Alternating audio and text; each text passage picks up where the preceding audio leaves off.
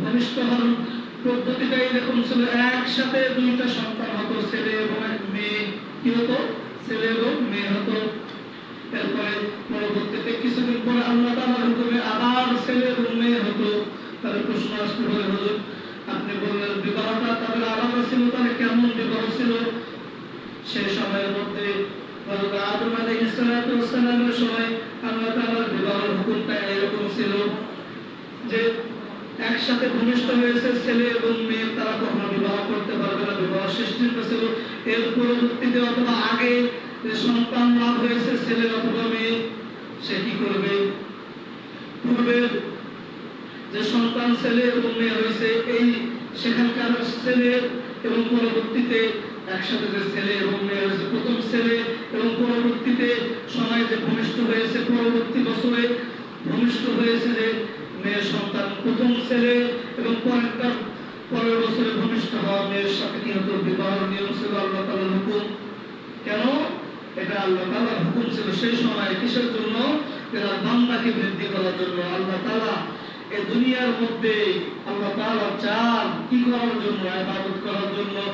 আল্লাহ তাআলা কেন এগুলো করতেছেন, এই নিয়মগুলো কেন দিয়েছেন? রব্বি কারীম জানাই দিয়েছেন সূরা জারিয়ার ৫৭ নম্বর আয়াতের মধ্যে জানাই দিয়েছেন, ওয়া মা খালাকাতুল জিন্না ওয়াল ইনসা ইল্লা লিয়াবুদুন। আমি জিন এবং ইনসানকে তৈরি করেছি একমাত্র আমার ইবাদত বندگی করার জন্য। আল্লাহ তাআলা আমাদেরকে তৈরি করেছেন তেনার ইবাদত বندگی করার জন্য, আর কোনো উদ্দেশ্য নয়, মানুষকে সন্তুষ্ট করার জন্য নয় যে আমি মানুষের মনোরঞ্জন করার জন্য, মানুষ থেকে কিছু পাওয়ার জন্য, তাকে খুশি করার জন্য এবং মানুষের সন্তুষ্টির জন্য আমাকে আল্লাহ তাআলা তৈরি করেনি। আমার প্রত্যেকটা ইবাদতের সন্তুষ্টি থাকবে রব্বি কারীমের। আল্লাহু আকবার। হাবিল কাবিলের এই বিবাহের এই সৃষ্টি, তো সন্তান হয়ে গেল। হযরত আদম আলাইহিস সালাতু ওয়াস সালাম, হাওয়া আলাইহিস সালাতু ওয়াস সালামের মাধ্যমে আল্লাহ তাআলা সন্তান দিলেন। কুরবানির প্রথম ইতিহাস বলতেছি, কোথা থেকে কুরবানি আসলো সেই ইতিহাস বলতেছি।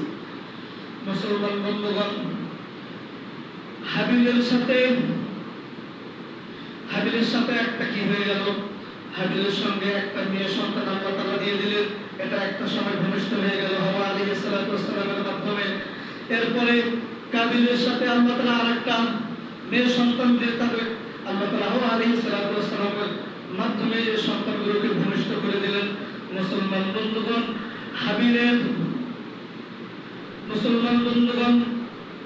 হাবিলের সাথে যে মেয়েটা, মুসলমান বন্ধুগণ, হাবিলের সাথে যে মেয়েটা ছিল সেটা ছিল কুরসিত। সেটা কি ছিল? কুরসিত। আর কাবিলের সাথে যেটা মেয়ে আল্লাহ তাআলা যে সন্তানটাকে ভূমিষ্ঠ করেছেন সেই সময়ের মধ্যে সেটা ছিল খুবই রূপসী। সৃষ্টিটা হলো এইরকম সহজভাবে, যেটা একসাথে দুইটা সন্তান লাভ হয়। সন্তান আল্লাহ তাআলা দিয়েছেন, সৃষ্টি হলো সহজভাবে, তারা কি করতে পারবে না? বিয়ে করতে পারবে না। একসাথে যে ছেলে এবং মেয়েকে আল্লাহ তাআলা ভূমিষ্ঠ করেছেন সেই সময় হাওয়া আলাইহিস সালাতু ওয়াস সালামের মাধ্যমে এই দুইজন কি করতে পারবে না? বিবাহ করতে পারবে না। বিবাহ তারা কিভাবে করতে পারবে? এর পরবর্তীতে অথবা এর আগে যে সন্তান ভূমিষ্ঠ হয়েছে সেটার নিয়মটা এরকম ছিল, ছেলে এবং মেয়ে।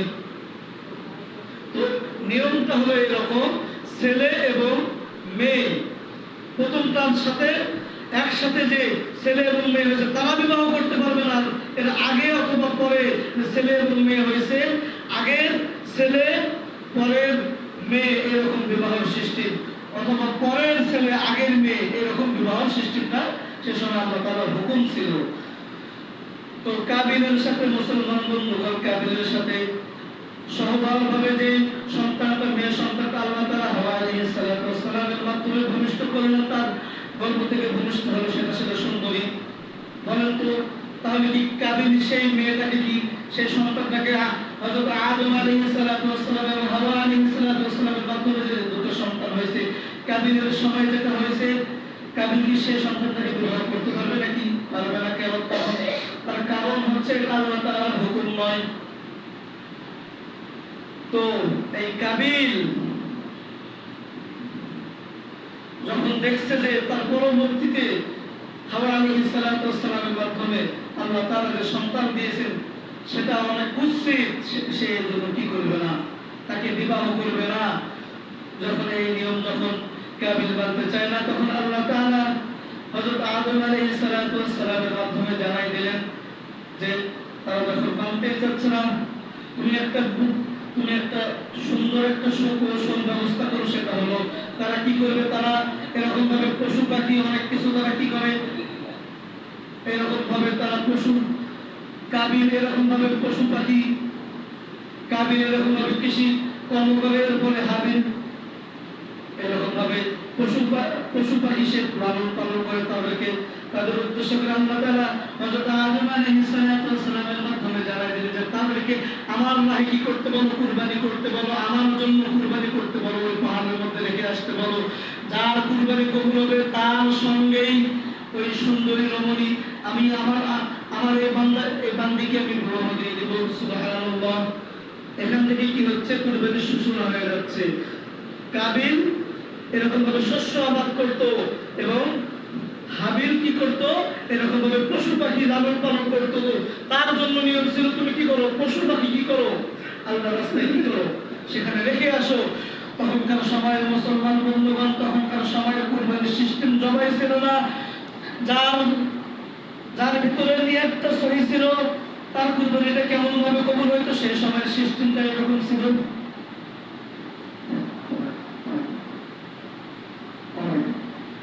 মুসলমান বন্ধুগণ, সেই সময়ের মধ্যে কুরবানির সিস্টেমটা এরকম ছিল।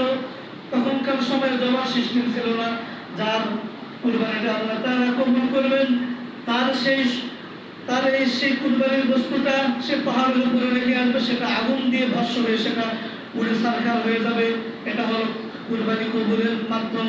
কুরবানি যার কবুল হবে না, তারটা ওই জায়গার মধ্যে পড়ে থাকবে। এটা হলো কুরবানি না কবুল হওয়ার সেই সময়ের মাধ্যম ছিল। তো দুইজনের হাবিল এবং কাবিল তাদের সম্পদ থেকে, তাদের অর্জিত সম্পদ থেকে যখন তারা কি করলো, আল্লাহর রাস্তায় কুরবানি করলো, হাবিলের কুরবানি আল্লাহ তাআলা কবুল করলেন, কাবিলের কুরবানি কবুল করলেন না। কেন? তার কি ছিল না, আল্লাহ তাআলার হুকুমকে সে মানত না। এই কারণে কি করত না, আল্লাহ তাআলার হুকুম সে মানত না, এই জন্য তার কুরবানি কবুল হলো না। তার কারণ আল্লাহ তাআলার যে বিধান ছিল, সেই বিধানটা তার সেই সময়ের মধ্যে নির্দ্বিধায় মেনে নেওয়ার কথা ছিল, সে মানেনি। আল্লাহ তাআলা তার উপরে নারাজ হয়ে গেছে। হাবিলের আল্লাহ তাআলা কুরবানি, তার পশু কুরবানিকে কবুল করে নিয়েছেন। আল্লাহ তাআলা হুকুম হয়ে গেছে, আদম আলাইহিস সালাতু ওয়াস সালাম ওদের কাছে ফলাফল চলে আসছে, কুরবানি কার কবুল হয়ে গেছে। হাবিলের সঙ্গে ওই রমণীর কি হয়ে গেছে, কাবিলের সঙ্গে যে সহদর যে বোনটা আল্লাহ তাআলা জন্ম দিয়েছেন, হাওয়া আলাইহিস সালাতু ওয়াস সালামের মাধ্যমে তার সঙ্গে কি হয়ে গেছে, বিবাহ হয়ে গেছে। তো এটা দেখে কি করতে পারেনি, কাবিল সহ্য করতে পারেনি। তখন কি করলো, সে সুকৌশলে ষড়যন্ত্র করে, ষড়যন্ত্র দেখেন, ষড়যন্ত্রটা সেখান থেকে শুরু, দুনিয়ার খুনটা সেখান থেকে শুরু। মুসলমান বন্ধুগণ, সঙ্গে সঙ্গে সে ষড়যন্ত্র করলো, শয়তান তাকে ধোঁকা দিল। কি করলো, শয়তান তাকে একটা দৃষ্টান্ত দেখাইলো যে মারতে হবে কিভাবে, খুনটা কিভাবে করতে হবে। শয়তান তাকে ধোঁকা দিল কিভাবে, তাকে দৃষ্টি দেখাইলো। হঠাৎ ওই জায়গার মধ্যে কাবিল দেখতেছে, তার সহ্য হলো না, আল্লাহর হুকুম তার সহ্য হলো না। সে এখন চাচ্ছে যে তাকে আমি শেষ করে দিব। এখন চিন্তা করতে, শেষটা করে দিব কিভাবে, আর করলে আমি সরাই রাখবো কিভাবে। মুসলমান বন্ধুগণ, শয়তান ওই সময়ের মধ্যে একটা কাকের মৃত্যু হয়ে গেল। কি হয়ে গেল, কাকের মৃত্যু হয়ে গেল। মুসলমান বন্ধুগণ, ওই সময়ের মধ্যে কাকের মৃত্যু হয়ে গেল। তো আর একটা কাক, এই কাবিল দেখতেছে যে কাকটা মারা গেছে, তাকে কিভাবে কি দাফন কাফন করতেছে, কিভাবে কি করতেছে, এটার দিকে লক্ষ্য করতেছে। এটা শয়তান তাকে সেই দিকে কি করে দিছে, আকৃষ্ট করে দিছে। খুন করার জন্য তাকে কি করতেছে, ধাবিত করতেছে। প্রথম যে গুনাহের সূচনা, এটা মানুষের ছিল না, গোটাটাই শয়তানের কুমন্ত্রণা এবং শয়তানের ষড়যন্ত্র। আল্লাহ তাআলা কোরআনের মধ্যে বলছেন, ইন্না শায়তানা কানা যায়ীফা। তোমরা জেনে রাখো, যতই শয়তান ধোঁকা দেখ, জেনে রাখো শয়তানের ধোঁকা হলো অতি দুর্বল। অতি কি দুর্বল। যতই ধোঁকা দেখ না কেন, আপনি যদি আল্লাহর উপরে ভরসা করে, যদি আপনি ভালো অবস্থাকে সন্ধান করেন আল্লাহর উপরে, যদি আপনি নিয়ত করে ফেলেন আল্লাহর উপরে, যদি আপনি ভরসা করেন, দেখবেন আল্লাহ তাআলা আপনাদের ষড়যন্ত্র থেকে আল্লাহ তাআলা আপনাকে বাহির করে নিয়ে আসবেন। সুবহানাল্লাহ। তো মুসলমান বন্ধুগণ, এই সিস্টেম, ওই কাক মারা গেল, কাকের দাফন করার সিস্টেমটা সে দেখলো যে কি করলো, এরকম ভাবে সেখানে কি আছে, কাকটা এরকম ভাবে ওই যে কাকটা মারা গেছে সেই কাকটাকে আস্তে আস্তে সে মুখের ঠোঁটের মাধ্যমে সেই কাকটাকে আস্তে আস্তে নিয়ে যাচ্ছে। নিয়ে যাওয়ার পরে সে কি করলো, একটু মুখ দ্বারা মাটিগুলো খনন করলো, করার পরে সে মাটি দ্বারা সে কাকটাকে সেখানে নিয়ে গর্ত করে সে কাকটাকে দাফন করে মাটি দিয়ে তার উপরে কি করে দিয়ে দিল, পাথর দিয়ে দিল। এই দৃশ্যটা শয়তান কি করাইলো, কাবিলকে দেখাইলো। এটা দেখার সঙ্গে সঙ্গে শয়তান তার ভিতরে ধারণা দিয়ে দিল, দেখো তুমি যে এখন তাকে মেরে ফেলতে চাচ্ছ, মেরে ফেলার সিস্টেম জানতেছো, ওই যে পাথর যে দিছে, পাথর দিয়ে কি যায়, চাপা দেওয়া যায়। এই যে তার মাথার মধ্যে এই কোন মন্ত্রণা দিয়ে দিল, সেখান থেকে সে এই অবস্থাটা দেখে পর্যবেক্ষণ করে সে হাবিলকে কি করে ফেললো, হত্যা করে ফেললো। মুসলমান বন্ধুগণ, এটাই ছিল দুনিয়ার জীবনে আর গোটা পৃথিবীর মধ্যে সর্বপ্রথম খুন হলো এই হাবিলের খুন। তখন এই অবস্থাটা দেখে সে খুন করে ফেলে, হত্যা করে ফেলে। তো দুনিয়ার মধ্যে যত খুন হবে তার একটা পার্সেন্টেজ এই কাবিল পাবে সারাটা জীবন।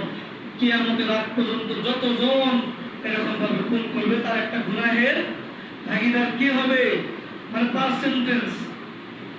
যেরকম ভাবে শেয়ারের ব্যবসা করলে কি পাওয়া যায়, পার্সেন্টেজ পাওয়া যায়, লাভ লভ্যাংশের কিছু অংশ পাওয়া যায়। কয়েকজন মিলে ব্যবসা করতেছে, লাভ কয়েকজন পাবে, কয়েকজনে পাবে, কিন্তু পরিপূর্ণ তো না, ভাগ হবে। তো এখান থেকে সে যতজন এরকম ভাবে হত্যা করবে তার একটা গুনাহের অংশ তার ভাগের মধ্যে চলে যাবে। আর এটাই ছিল দুনিয়ার জীবনের প্রথম ষড়যন্ত্র। দুনিয়াতে আসার পরে এটা কি শয়তানের প্রথম ষড়যন্ত্র। তো মনে রাখতে হবে, শয়তান ষড়যন্ত্র করে কি করে, মানুষকে বিপদের মধ্যে ফেলে। সে কি হয়ে গেল, হত্যা করলো, সে কি হয়ে গেল, জাহান্নামী হয়ে গেল। হাদিসের মধ্যে আসছে, মুসলিম শরীফের মধ্যে হাদিস আসছে, নবী সাল্লাল্লাহু আলাইহি ওয়াসাল্লাম বলেন, কোন ইমানদার ব্যক্তিও অন্য একজন ইমানদার ব্যক্তিকে বিনা কারণে যদি হত্যা করে, এই হত্যাটাই তার জাহান্নামে যাওয়ার জন্য যথেষ্ট। নাউযুবিল্লাহ।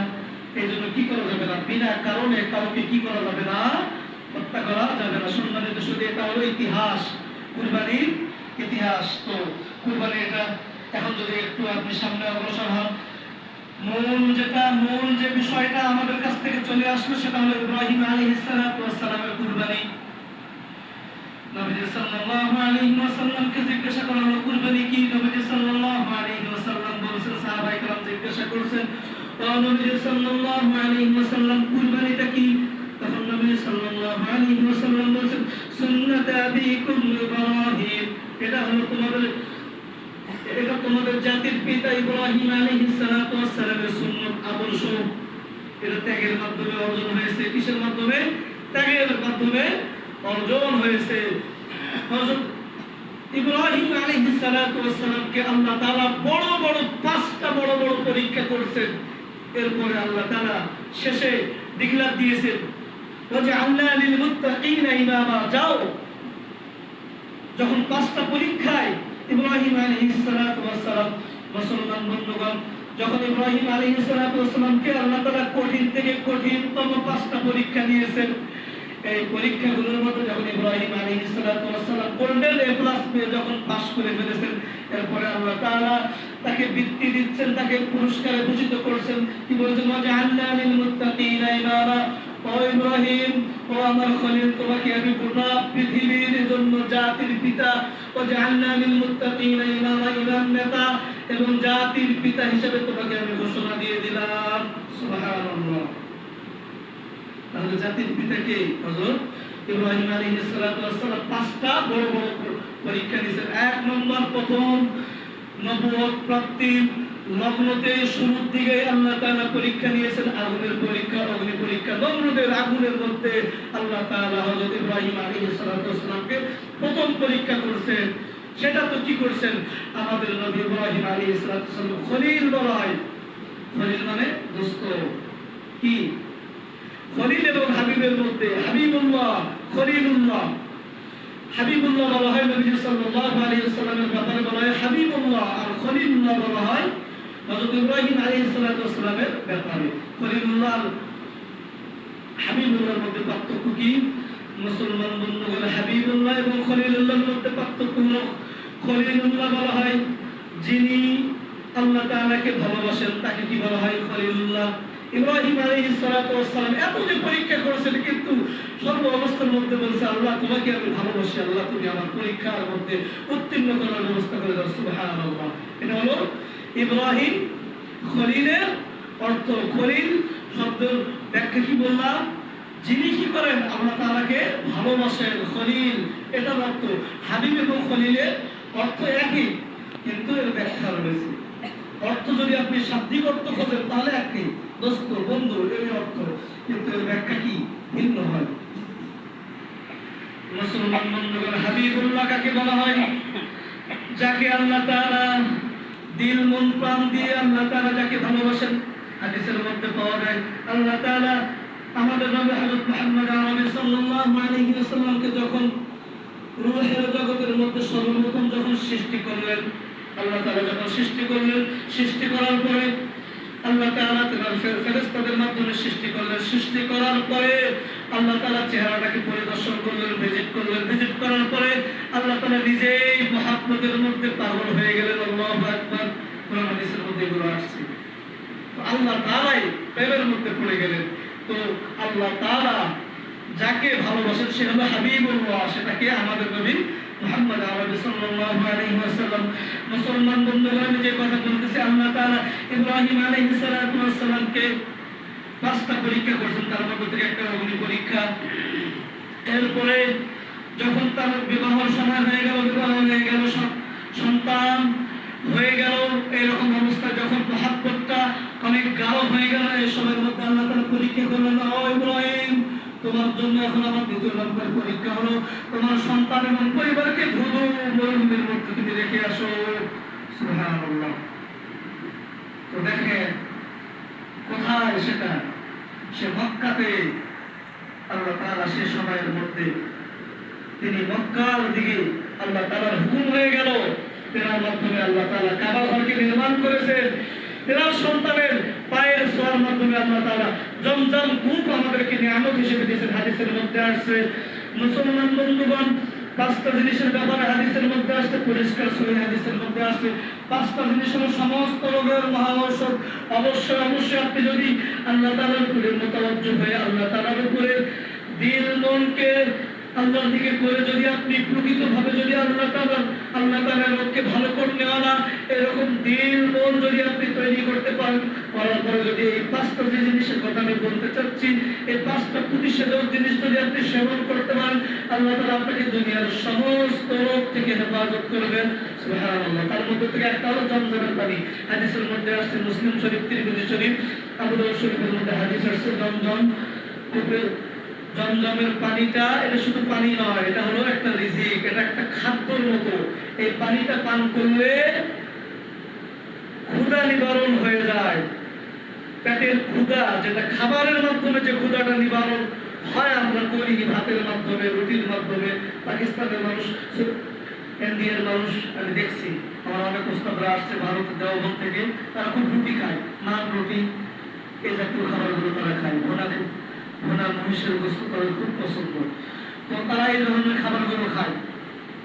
তো সম্মানিত সুধী, তো এক এক জায়গার মধ্যে এক একটা খাবার। তো এই যে আল্লাহ তাআলা ইব্রাহিম আলাইহিস সালাতু ওয়াস সালামকে দ্বিতীয় যে পরীক্ষা নিলেন, আল্লাহ তাআলা এই পরীক্ষার মধ্যে এটার মধ্যে তিনি পাস করে ফেললেন। জমজমের কথা বললাম। সম্মানিত সুধী, এই জমজম সেরকম ভাবে আমাদের কি করে, ক্ষুধাকে নিবারণ করে, পরিতৃপ্তি নিয়ে যায়। খাবার খাইলে যে তৃপ্তি হবে, জমজমের পানি যারা প্রকৃত পানিটা যারা খাইছে মিক্স করা ছাড়া, তারা বুঝতে পারছে, যারা হাজী সাহেব আছে তারা বুঝতে পারছে ক্ষুধাই নিবারণ হয়ে যায়। আল্লাহু আকবার। হাদিসের মধ্যে আসছে জমজমের পানির ব্যাপারে, হাদিসের মধ্যে আসছে নবী সাল্লাল্লাহু আলাইহি ওয়াসাল্লাম বলেন, যতগুলো 5টা বিষয় হলো, 5টা জিনিস হলো সমস্ত রোগের মহা ঔষধ। এগুলো যদি খাওয়া যায়, আল্লাহ তাআলা সমস্ত ধরনের ক্যান্সার থেকে শুরু করে সমস্ত রোগ থেকে হেফাজত করবে। যদি আমার প্রকৃত আল্লাহর উপরে ভরসা থাকে এবং বিশ্বাস যদি থাকে, তাহলে আল্লাহ তাআলা দিবে।